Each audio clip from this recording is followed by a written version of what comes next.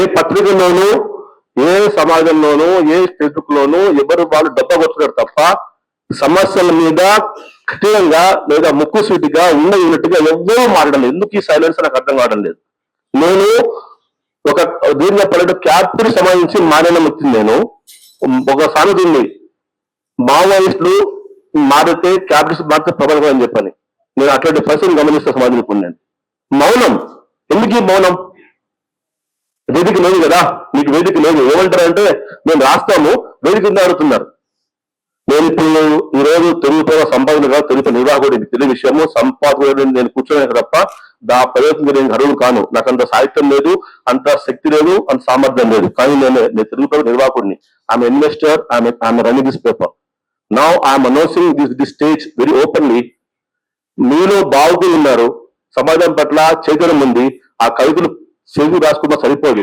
ఒక డయాస్ కావాలి, ప్రజల సమస్యలు స్పష్టంగా చెప్పాలి. ఆ పార్టీ ఈ పార్టీ కాదు, ఏ పార్టీ ఎవరు తప్పు చేసినా మీరు రాస్తాడు చెప్పండి, అది పబ్లిష్ పేపర్.